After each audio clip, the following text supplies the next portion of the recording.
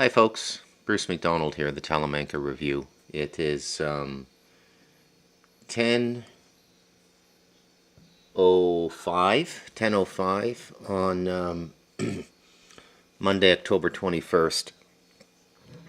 And I'm telling you, even here where I live, you can just feel the rising tension in the world now. I mean, I feel it through my computer, through the social media. I can only imagine what it's like living on the streets of a North American city now.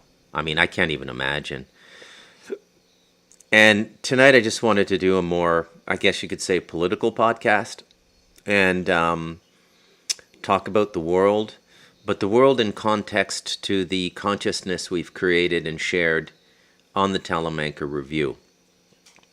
So in a sense, you could say it's a kind of multidimensional journalism. Now, I'm going to start with a clip from Canada, in Cloverdale, British Columbia, and it speaks for itself, so I'll just let it go. I don't usually cry, but yesterday I did, and it wasn't because my stress levels were through the roof. It wasn't even because we had to call the police. It was because over 15,000 of you showed up yesterday to Ugly Potato Day to grab free produce. You didn't just show up, you waited in line for hours. Yesterday was one of the most heavily rained days of the year. I feel that this just shows how broken our country actually is. How long did you wait in line up for? About an hour and a half. An hour and a half in the pouring rain. Dude, you are a legend. You want. Family is sick, so here we go. Attaboy. I heard story after story about families not being able to afford produce, and it broke our heart. Overall, we are able to give out 250,000 pounds of vegetables, but I am truly sorry to the thousands of people that we turned away. Hopefully, you at least got an apple for my dad in the tractor. We will do this event again, but we will have to think even bigger picture next time. I don't usually cry, but yesterday... There you go. So what that is, an Ugly Potato Day it's an event in British Columbia where the farmers go to a central location and give away produce that they can't sell. And why wouldn't you be able to sell produce? Well, probably because it's bruised or something like that. So that's why you can't give away produce.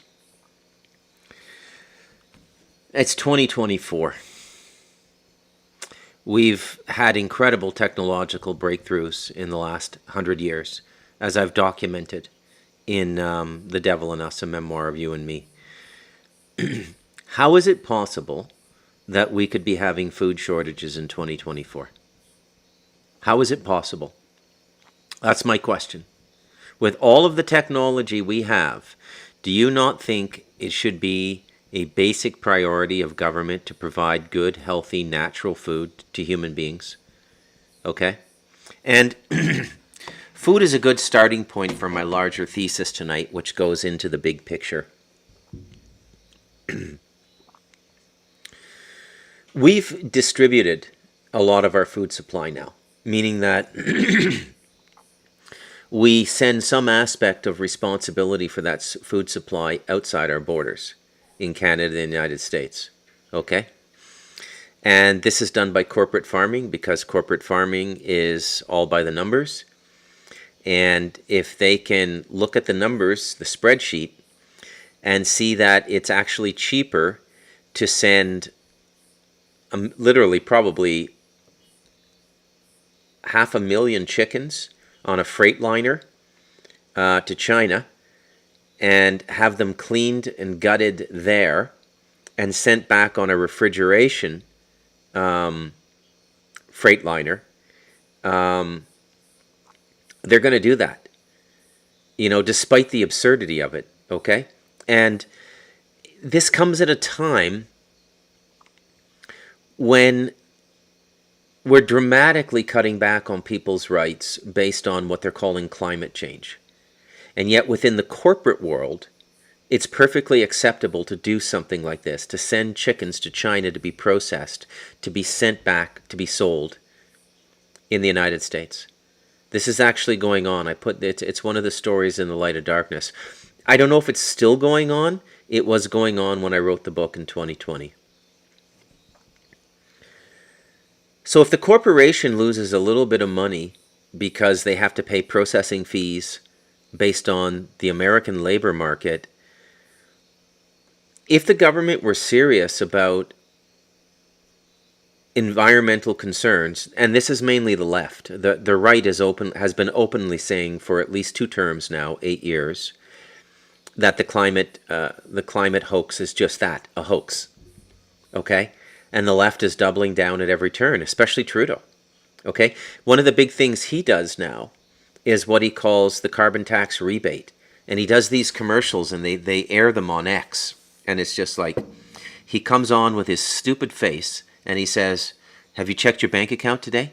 If you live in these provinces, you could be eligible for the Canada carbon rebate, which means that you get money back from the government that you've already paid to them at the gas pump, at the for the heating of your home, wherever you use energy. And based on your annual income, you may get money back. So he's basically giving people their own money back. And he's out there advertising this like he's a big hero. I got to tell you, folks, when I see stuff like this, I don't even know why. I don't want to believe that they believe we're this stupid.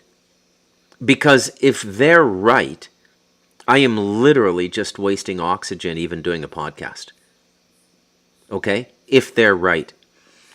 But I don't think they're right. I don't think they're right at all. Okay? I think it's just a big nothing, really. Just a big nothing.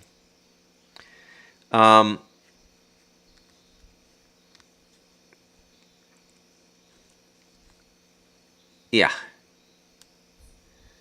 So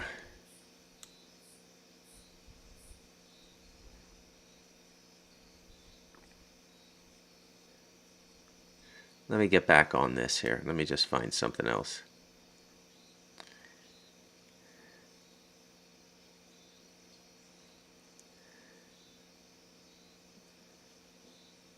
I can't believe this is true.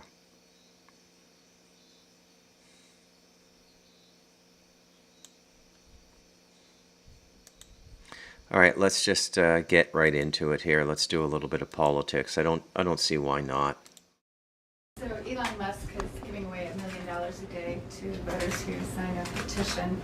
Do you have concerns about that in the context of law, the sort of legal framework around elections? And secondly, a Reuters investigation has shown something like 300 cases of political violence already in the run-up to the election. Can you just address what can be done and what the federal government can do to push back against that? Well, on the first point, I think people are looking into that. On the second point, When you say people, do you mean the U.S. government? I mean, I hear that folks are looking into it just based on the stuff you all are reporting. So Elon Musk is giving away $1 million. You all, She sounds like she's a 7th generation indentured servant peach farmer from a truly American black family. I mean, I know this enrages black people because I see their videos on X, okay? And I know it enrages them. But she can't stop it, right? She's just, I don't know.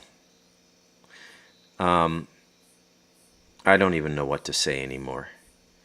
All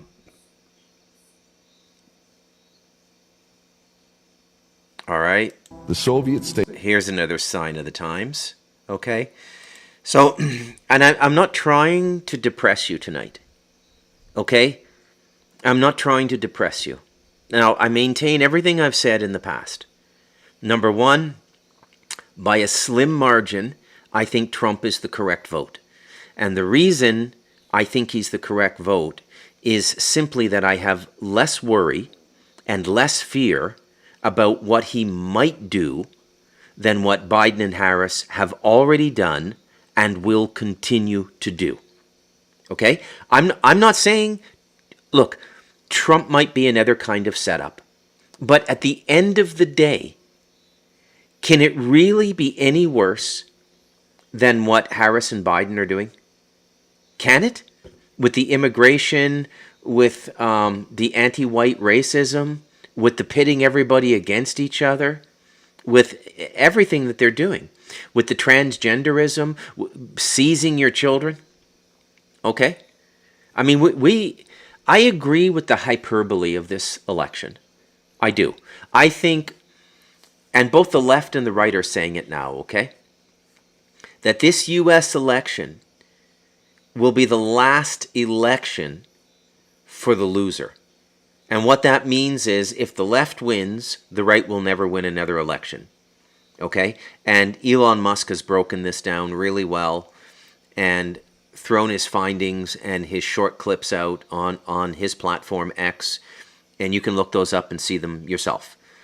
But basically, he is saying that through immigration policy, and it's already going on now, through illegal immigration policy, the left will create a one-party state. Okay? Now, how they do that is they bring in all kinds of immigrants, promise them citizenship, make it legal for them to vote, and if you think this is ridiculous, consider that Gavin Newsom just passed a law making it illegal to show ID at a voter booth. Not even illegal to ask for ID, but illegal to even show ID. You're not supposed to show ID. They can't ask you who you are. They can't ask you for photo ID. Okay? Venezuela has more secure elections. Costa Rica has more secure elections. You are now, if you're an American, you are now officially living in the banana republic of the world. Okay? Now maybe there's some kind of poetic justice to this, some kind of ironic mirror, some kind of karma. I don't think so, though. Okay?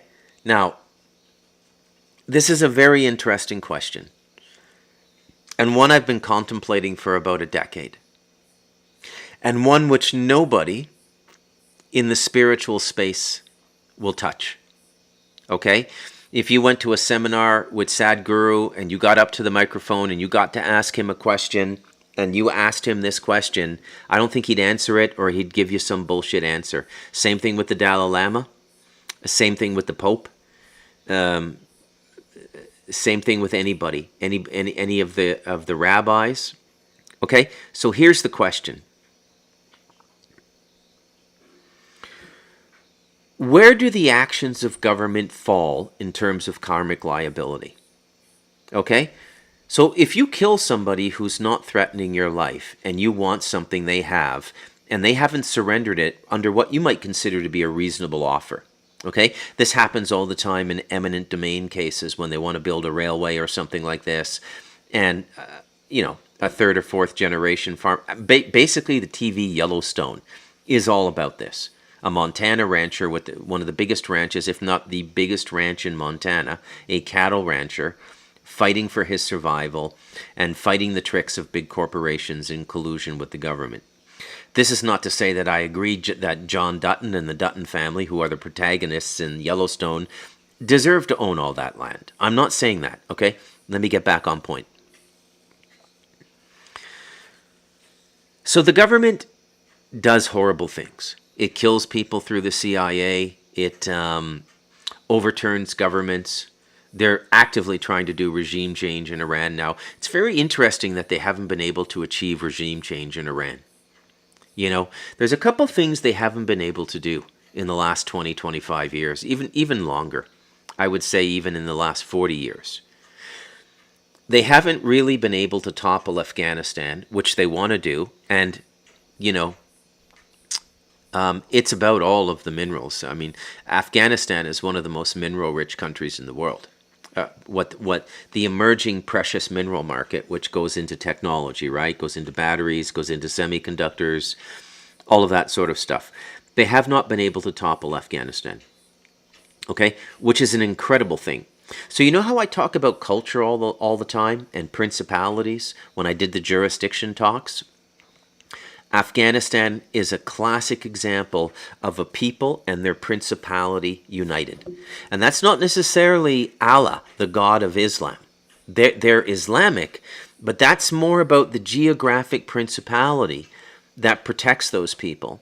Okay? And some of you may think, Bruce is crazy. None of this stuff really exists. I assure you, this is how the invisible world works. Okay? I further assure you that we have been stripped of our principalities in the West. Okay? Jesus. Dog's just licking his balls back there. It's so loud, it's unbelievable. Sounds like an 8-year-old eating an ice cream cone or something. There he goes again. So, Afghanistan can't be topped, and they can't affect regime change in Iran. They did in the 70s with getting the Shah out, okay? But I think now they might regret that, but... And it's a classic example of jurisdiction and principalities and people living a continuous culture. And they're both ancient cultures, okay? Afghanistan is thousands of years old. People have been living there. They also have a whole bunch of giants there. For those of you into the whole giant thing and the Nephilim and all that, in the underground caves, there really are a lot of giants there, okay? I've heard it from several different sources. There's like 200,000 giants there. And Iran, they haven't been able to do regime change. And they're constantly telling us that their people hate the regime. But I don't know that that's true. I know a lot of people from Iran, and I don't get the sense that it's an oppressive regime. Okay? I could be wrong. And this is not to say that they don't do bad things. They do. Okay? Iran and North Korea are massive US dollar counterfeiters. Okay? Which is unfair. They shouldn't be doing that. And, you know, but anyways, getting back on my point, okay? Who bears the brunt of responsibility for the actions of a government? Okay, so it's a democratically elected government. The government goes out and does these things, and in many instances, the people are against it. Okay? So, does that karma, does the consequence to action, does the ironic mirror, the universal boomerang that's going to come back, does that fall on the government, the people, or both? And I'm not quite sure I understand this yet. I'm not quite sure anybody does. It is one of the most interesting questions you could ask about the present state of the world. Okay? So,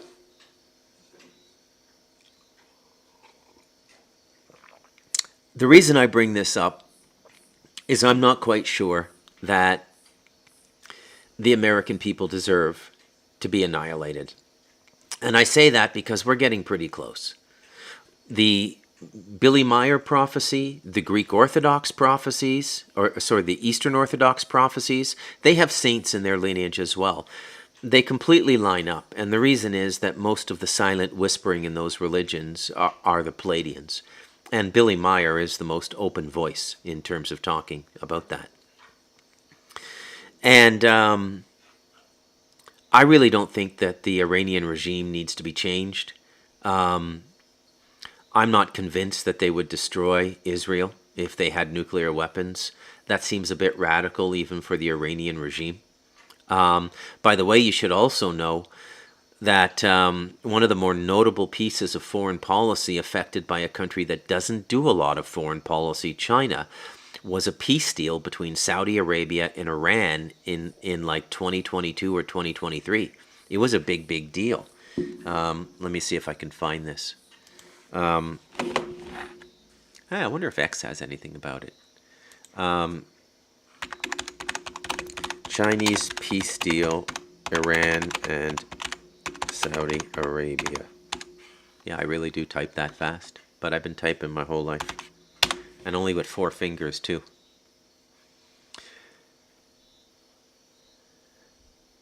Yeah, so China, March 23rd, 2023, after China brokered Saudi-Iran deal, more signs of rapprochement in Middle East emerge. Here's another question I ask myself all the time. Why don't we let somebody else try and solve some problems?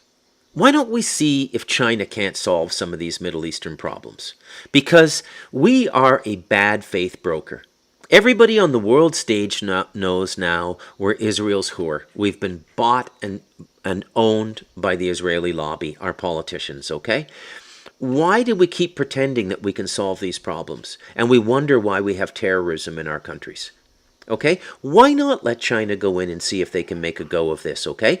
And what would make China an ideal broker is they're completely separate from the entire Abrahamic system, from the Torah to the Quran. It's like extraterrestrials coming in and trying to negotiate, whereas we go in, the West, we're smack dab in the middle as Christian nations trying to negotiate a peace deal between Shia Islam and Sunni Islam, with Israel whispering in our ear, which clearly wants Iran either destroyed or completely controlled by Western alliance forces, ergo a puppet government. Okay? So, Saudi Arabia's king extended an invitation to Iran's president to visit Riyadh. Iran said deal with Saudi Arabia will help end Yemen's war. Syrian president visited the United Arab Emirates as United Arab Emirate president said it's time for Syria to return to the Arab world. Top Egypt, Turkey diplomats held first Cairo talks in a decade. And all of this was facilitated by China. Okay? And, you know, I think at this point that, I found it. Here it is. I'll just show it to you.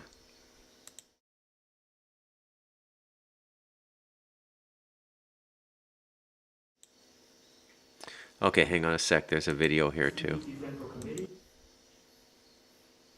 So this is another historical moment. Saudi Arabia and Iran agreed to re-establish diplomatic ties and signed a joint statement mediated by China. It's another example of what can be achieved under the global security initiative proposed by President Xi Jinping. Okay?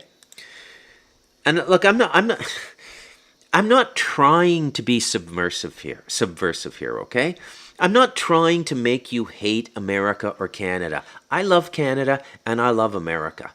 But we have to speak openly about the corruption in our politics because nothing is changing in the world, and it's reaching a point where if nothing continues to change, we're going to have some serious problems. Here's a short clip. CPC Central Committee and Director of the Office of the Central Commission for Foreign Affairs. His Excellency Al Iban, Minister of State and the National Security Advisor of Saudi Arabia, and His Excellency Sean Connery, CPC Central Committee and Director. So you see, China was able to do that. Now, how could China do that? Right? Why has America been unable to do this for 50 fucking years? Because we're not an honest broker. Because we're sucking Israel's dick, to put it as simply as I can, okay? We're not an honest broker, and everybody in the fucking world knows it now, okay? Everybody knows it.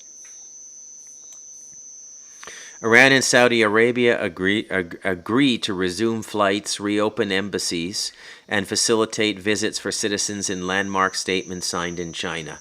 April 6, 2023. So this is more... And I'll bet you this comes on the heels of Trump's Abraham Accords as well. So here's the question. What exactly are these Democrats doing? Why can't they get anything done? Why can't Biden-Harris get anything done? Could you imagine that fucking idiot Harris over negotiating in the Middle East? Would you feel comfortable with that fucking moron out there representing you with the leaders of the world? It's mind-boggling. The more you think about it, it's just mind-boggling. Okay? Now, here's what's going on in the West, and here's why we're not honest brokers in this discussion. Candidate who's likely to win, who's literally doing exactly what Vladimir Lenin did. When the Soviet state was created, in the aftermath of the so-called Bolshevik Revolution, what was the first law? Anti-Semitism. Death penalty or anti-Semitism, right? Death penalty. And they killed all the Christians. How far off are we today with a presidential candidate who is likely to win, who is saying the same thing that Lenin said? When I'm president, we will deport the foreign jihad sympathizers, and we will deport them very quickly, and Hamas supporters will be gone. But what's going on now is exactly what was going on before the Holocaust. If you even uttered one word against the Jews who had just conducted the genocide of the Christian nation of Russia. Yeah, that's what Trump said on day one. That's going to be the very first thing he does when inaugurated his work on is deporting anti-Semites and passing hate speech laws, and that's baffling to me. That's what he's running on. It's not the Trump that ran last time. So if you don't support Israel, you're an anti-Semite. If you say they crucified Jesus, you're an anti-Semite. But how does Christian nations ally with communism when the communist agenda was to exterminate the Christians? So you, as a so-called Christian, believe that your job is to bend over and take it up that place for this very people who brags and, by the way, hates your Savior. Very interesting point, okay? And that is, I was unaware of that, actually, that the first law Lenin passed after the Bolshevik Revolution was successful was death to anti-Semites. And then they went about and killed a bunch of Christians, okay? So you got to open your eyes and you got to see what's going on here, okay? Because everything is a distraction now, okay? Everything is a distraction now. And I wish I could give you a reason for why Christians are so hated. I mean, some of it I would say is the old Israeli response or the Jewish response to anti-Semitism. I think some of it's just jealousy because Christianity, believe it or not, is a very liberal religion. You can do a lot more in Christianity than you can in any other religion. Christian countries are highly creative and highly inventive. Okay? Not that Islamic countries haven't been. I mean, there's a lot of stuff the Islamic world has done that people don't know. The lens, we would not have eyeglasses or telescopes if it were not for the Islamic world, okay? They've done a lot. Everybody has, everybody has. And why we can't come to some kind of global consensus and just start to get along, I don't know. I think a lot of it has to do with certain people being unwilling to give up their power and their position, Oh, here's a good one. Let's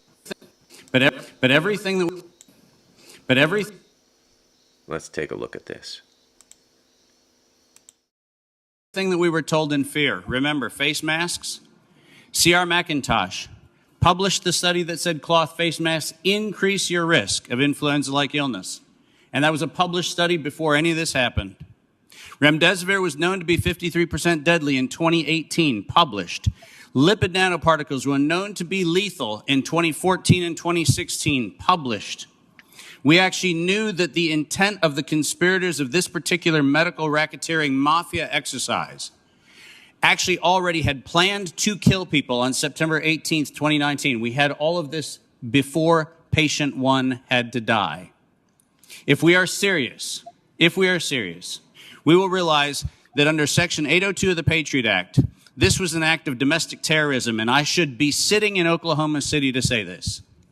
This is a city that understood the scourge of domestic terrorism, and this is a city that should reclaim its brand as a place to say never again. Because if we're serious about preventing these and other crimes, then let's brand Oklahoma City as the place where we do not tolerate domestic terrorism, whether that's done at the hand of a bomber or at the hand of a lab coat.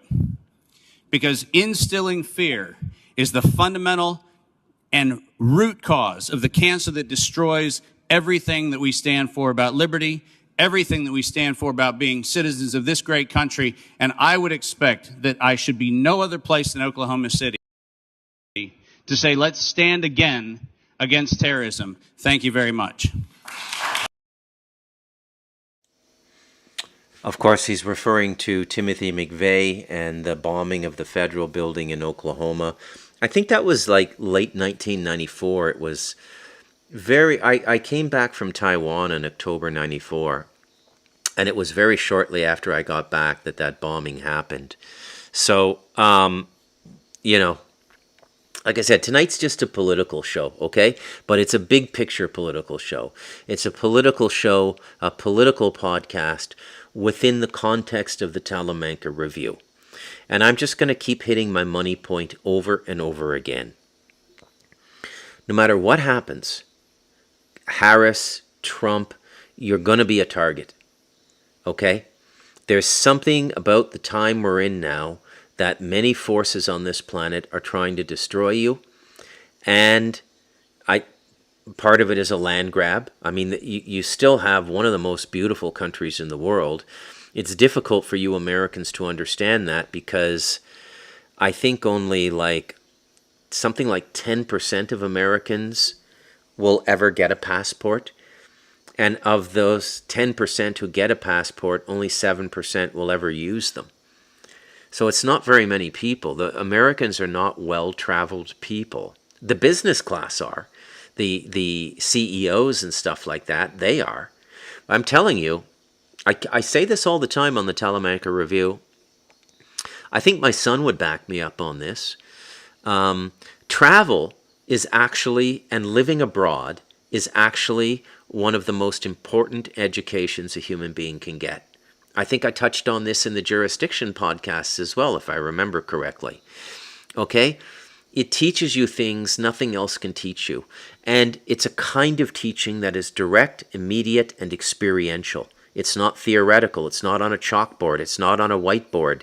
It's not from a professor's lecture. It's not from a textbook. You just learn things. You have a lot of realizations, waking moments where you go, those aha moments, okay? You get a lot of those traveling, and you don't get them anywhere else. Okay, so it's a very important thing to travel. Americans don't travel that much, but I can tell you, there is a force. I don't know what it is. Oh, what was I saying? You have one of the most beautiful countries in the world. Okay, your rivers, your lakes, your oceans, your mountains, your resources, your weather. From hot to cold, from the north to the south, from the east to the west, the Atlantic to the Pacific. You have one of the most beautiful countries in the world, okay? And as far as I'm concerned, the only debt that we owe in Canada and the United States is to the native peoples. We got to make them whole, okay? Because they were living fine. There were like 100 million natives when we got there. We're down to like 3 million now. We've killed them all. They can't live in our system. And they need to be given larger reserves, and I don't know. I'm not going to go on that. But I think that's coming, by the way. Because I think one of the ways that they're going to attack North America, and they've already started in Central America, is through the United Nations Declaration on the Rights of Indigenous Peoples, okay? And you got China out there saying that the indigenous peoples in the Americas, all the way from the Nunavalik down to Argentina, if Argentina still has Aboriginal people, I think it does. But they're all through. Like there's native peoples in every country in Central America. Guatemala, a lot of them in Guatemala, Honduras, El Salvador, Nicaragua, Costa Rica, as you know. I mean, you listen to the Telemanca Review. I live with natives, right? Panama has them. Colombia has a huge tribal population, Colombia. And as you know, I have a fondness for the native peoples. I always have since I was a kid. I don't know why. But I think that, they live the purest life possible, I'm living pretty much like 3/4 a native now. I live in nature. I have all the trappings and everything, as I keep saying on my show, because I don't want to be a hypocrite, right? I can't really call myself a native when I have, a fully electrified house. And I've got, 5 computers and everything's rocking here. I got a 52-inch TV and I got Starlink satellite.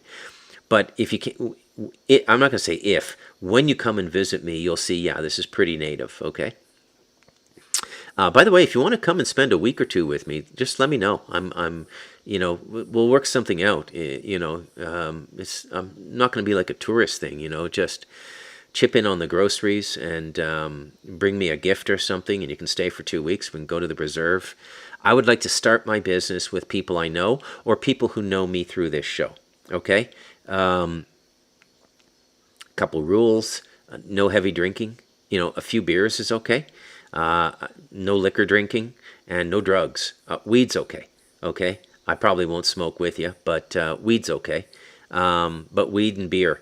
But I don't want any partiers here, because you will go off the rails, man. Okay, you'll go off the rails here. But yeah, if you want to come and stay, come with your girlfriend, your boyfriend, or your partner, and we can arrange a nice visit for you no matter who you are and what your age is, okay? If you're too old to walk, too elder, excuse me, if you're too elder to walk 5 kilometers through a rough incline to the reserve, we'll get you a couple horses, or we'll rent a side-by-side, and we'll go up in a side-by-side, which is like a 4-seat ATV, right? It's like a dune buggy, but just look it up. Just look up side-by-side on YouTube, and it's one of my fantasies, by the way, is to own a side-by-side, right? So I'm not quite native, but... Or we can get some, we can rent some ATVs. There's lots of people up here and we can go up on ATV, so you don't have to walk, okay? Big picture, politics. The big picture is you're the target. Canada, United States, and a lot of the Western countries, there is a force on the planet actively trying to decimate you, and in many instances, depending on who's running your country, your government is cooperating with them. Not everybody in your government, but the key people, the parachuted in leaders who won't leave. Like Trudeau should have left 5 years ago. He's the most hated guy in the history of Canada, okay? You just saw that clip I showed you about what's going on in British Columbia. People showing 15,000 people show up in a small town. So that means they drove to get fresh produce because they can't afford fresh produce anymore. When your diet goes, your health goes. And when your health goes, everything goes. Okay? So it's a slippery slope, man. It's a really, really slippery slope. And we don't talk about Canada as much, right? Because it's not as sexy as the U.S. We don't have a Trump or anything like that, right? Everything else going on right now, by the way, is just a distraction. P. Diddy, all that shit, it's just to distract you, okay? What's really going on, yeah.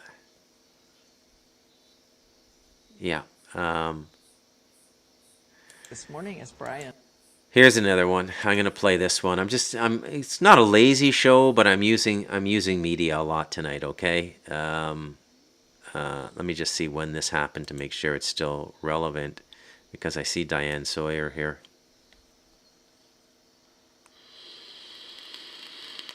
Yep, I think it's relevant. Let's give this a watch.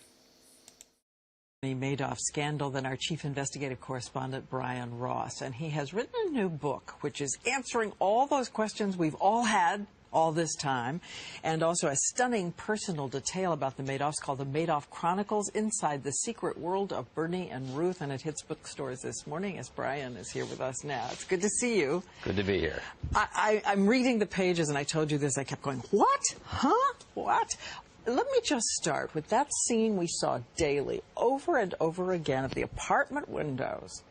And we looked and imagined what was going on inside, particularly when the curtains closed. And you say, some of the time at least? Sometimes they walked around naked, Bernie and Ruth. There were surveillance cameras there under the house arrest terms. They had to be told, remember, there are cameras here. We can see you.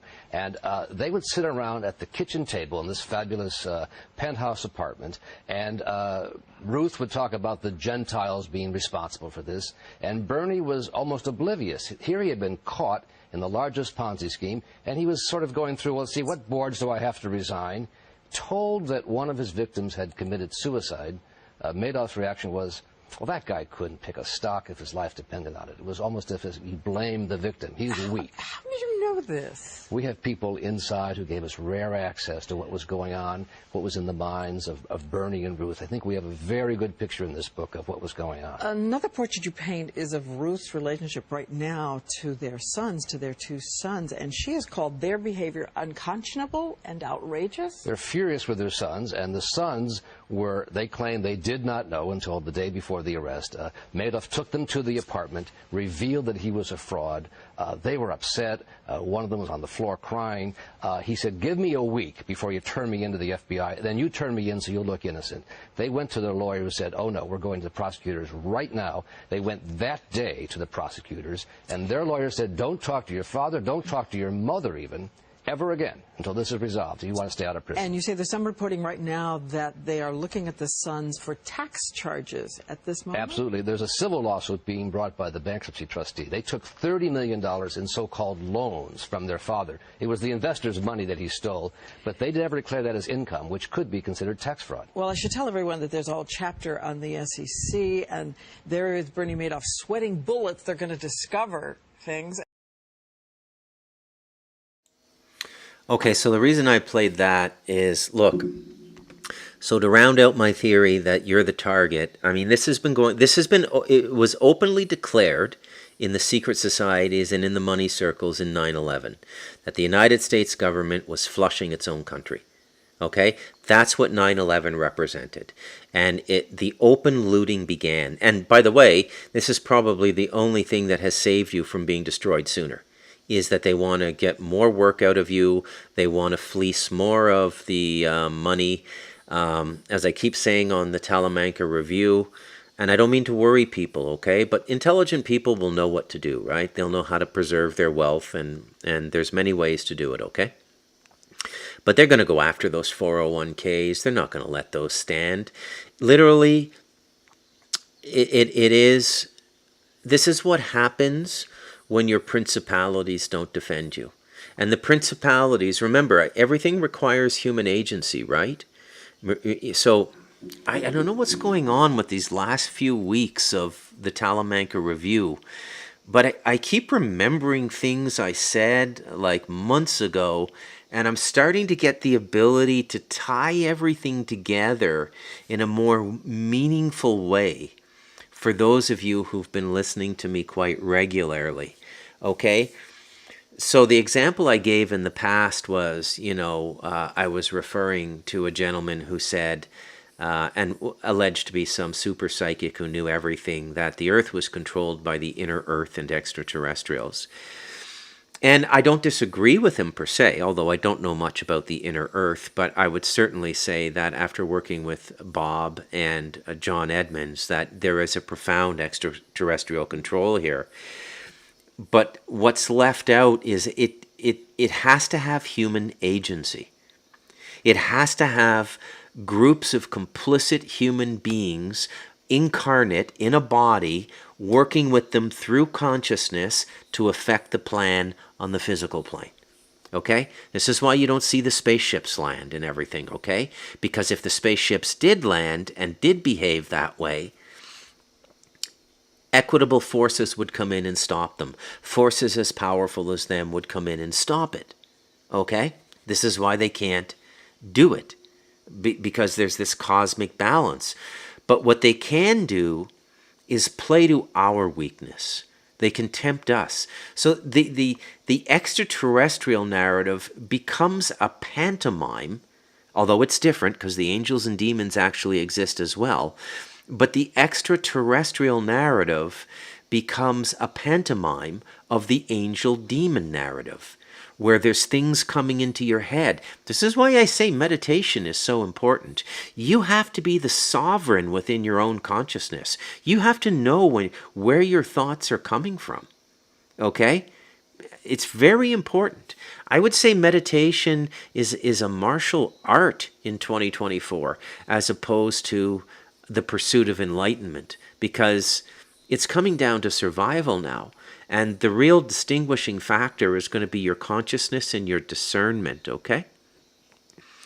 So 9/11 was, the bell they rang, and basically to let everyone know the United States was open for looting. And there has been I'm just going to say this, okay? Oh, by the way, kind of when I was playing the Bernie Madoff clip, I had an insight I'll share with you. And it was about the Jews, okay? So it was about the question I asked at the beginning of the podcast. Who's responsible?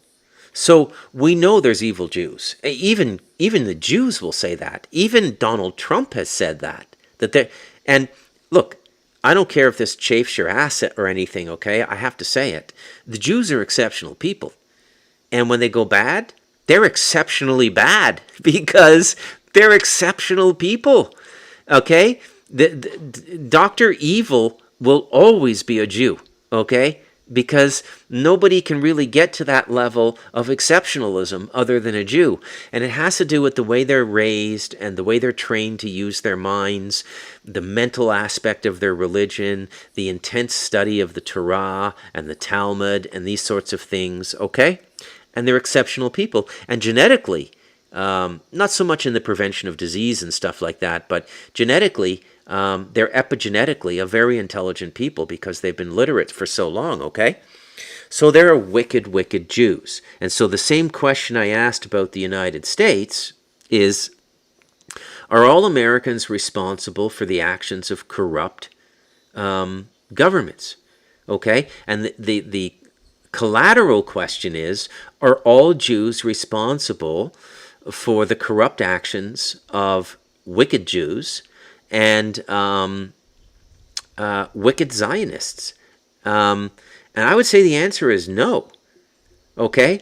Now, I hope I'm right, because if I'm right, vast swatches of America will be preserved, and good people will be preserved. Okay? And you got to understand, this is all a hologram down here. But at a certain point, you got to get out of the rain. Otherwise, you're going to get wet, right? And so if you're going to work with your own internal divinity to save yourself or to get to safety, then you're going to have to be very attentive to inner direction. And at a lot of times, it's going to sound very, very illogical. But that's the nature of inner direction. It's always counterintuitive to what's going on in front of you in the time-space continuum you're living. That's why it's intuitive knowledge, because it couldn't be arrived at through a rational reasoning process. Okay? So I don't think peoples are responsible for what their governments do. But what can happen is your principalities. Oh yeah, I jump all over the place, right? So everything happens through human agency. The example I gave of the inner earth and the extraterrestrials controlling the world, okay? And it's the same thing with the principalities. They can only operate in concert with leadership that wants to work with them and represent them. Okay? We don't have that. You don't have that in America now, and we don't have that in Canada now. Okay? Our leaders, who are supposed to be acting on our behalf, are trying to destroy us. It's even worse in Canada. I mean, I've done the MAID stuff and everything already. I'm not going to just keep rehashing it, but it's also become a particular, a kind of a pet topic of Natalie and Clayton Morris on the Redacted News channel on YouTube. They do a lot of Canada segments now, and the reason Canada is worth watching is it's about 2 or 3 years ahead of the United States and how fucked up things can get, and how polluted thinking can get, and how radical minority, masochistic minority rights can become, like the chop your genitals off people, okay? So in every possible way, you're being humiliated, impoverished, and they're trying to kill you. And quite frankly, they're trying to desecrate you right now. Okay, you remember the definition of desecration. It's to traumatize you so severely, you're going to be fucked up for about 12 lifetimes. Okay, they're trying to desecrate you right now. And I'm not, like I said, you know, I mean, this podcast comes on the heels of It's a Wonderful World. And don't think for a moment the irony of that is not lost on me. It isn't. But everything I say is true. It's just a question of concentric circles, okay? So everything is true. It's just about the perspective or the latitude you want to take when you're looking at something, okay? And I would say the most important thing is... the most important thing is to stay spiritually centered, okay? Because that's going to be very, very important now. Okay?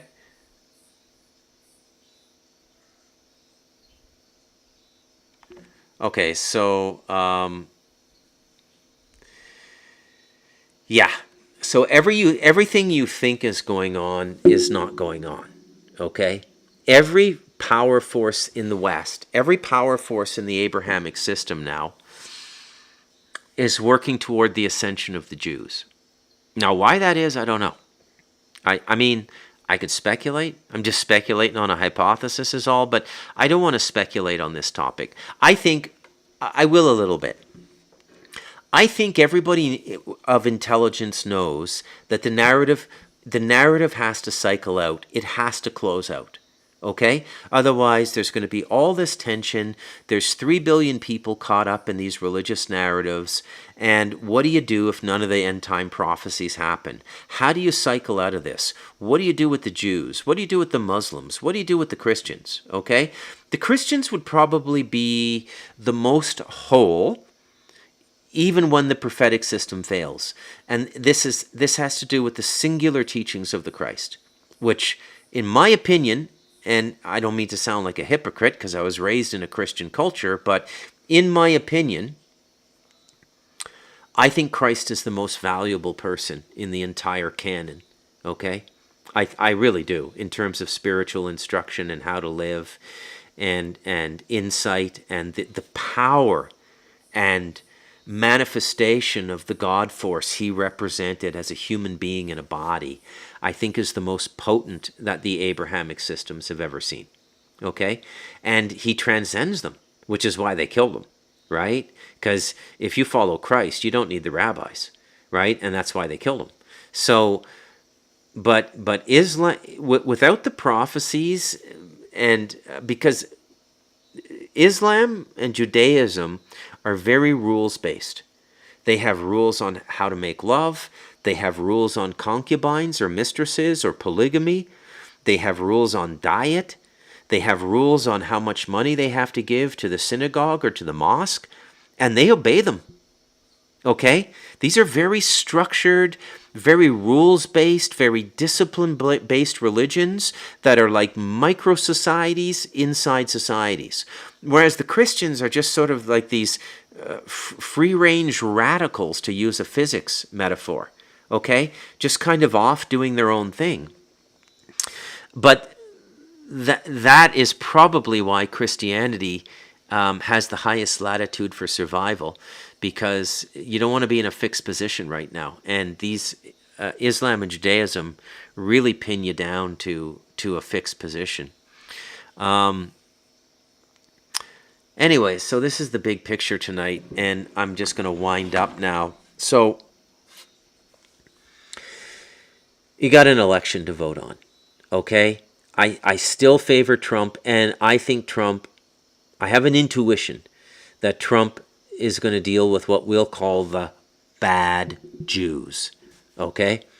I think Trump really does care about America, okay? As much as he can care about anything other than himself. I mean, let's be honest here, okay? But he doesn't seem to me to be committed to the hate and contempt of America that, let's be honest, is coming from Lolo's Catamite, right? Lolo Sotero's Catamite, Barry Sotero, a.k.a. Barack Hussein Obama, a.k.a. the Caramel Catamite, okay? The hatred of America really started with him. I mean, Bush, Cheney, and Rumsfeld, they looted it, but, corrupt leaders have been looting their nation since the beginning of time. To use another Jewish metaphor, analogy, it's not a metaphor, it's a literal, but a Jewish analogy, what about King Herod? I mean, he was a Jew, and he had the firstborn of every Jewish family at that time. From what his soothsayers, his magicians told them, he had firstborn boys killed, So, and he was a horrible and despotic leader as well. And the Jews have had horrible and despotic Jewish leaders. I think Solomon gave up the farm, to be honest. Okay? So it's not about like race or culture. I have to talk about these things because they're political forces in the world now. Okay? But you're never going to hear Bruce McDonald say it's the Jews, because it isn't the Jews. Okay? It's Jewish. It's Masonic, it's Kabbalistic, it's magical, but it's not the Jews, okay? And I assure you, embedded in that culture are illuminated people who have lived by the Torah, and there's different ways to find God. I chose the meditative path, okay? The Jewish path is what I call an obedience path, that you live a set of rules whether you like it or not, and you go through years or decades of misery, and then one day the dividend starts to pay, and you go, yeah, this divine thing is really real, and it starts to come into your heart, okay? And this is the Jewish path. It's a behavioral path. It's a path that you don't have to go into a cave or into a monastery. You just have to follow the rules, do the prayers, very much like Islam, okay? And I'm telling you, I personally have met illuminated Jews. Jews completely lit up by what I would call the light and love of God, the Creator, okay? So it's not the Jews, but it's Jewish, you know? And it's not entirely Masonic, but there are Masons involved in this for sure, okay? So, and we got to cycle out of all this, okay? So it's like a zit we're popping in the timeline now, you know, and all the pus is coming out. It's hideous to look at. It's disgusting. You feel like fucking vomiting, but it is what it is. Don't lose your head. Don't finger point. Don't blame people, okay? Are there wicked Jews? Yeah. Are there wicked Chinese? Yeah. All right? Are there wicked Scottish people? Yeah. Okay? You know, it's just the world we live in. And it just happens that a lot of socio-political events now are tied into religious prophecy. Okay? But this is a humdinger of an election. Okay? Humdinger of an election. All right, I'm Bruce McDonald. That was my big picture for tonight. I'll try to do something a little more focused, but I like to do the political ones every once in a while. They're a lot of fun to do. I'm a political animal. I read newspapers all day, every day, not all day, but every day, and I'm just a political animal, and I love to do it, okay? So that's why you get podcasts like this. I haven't even glanced at the chat today. I'm sorry if you've been asking me questions. I need a producer to, you know, work that out for me. But I'm not quite at the numbers yet where I deserve a producer. So this has been the big picture. I am Bruce McDonald, and this has been the Talamanca Review. Peace out.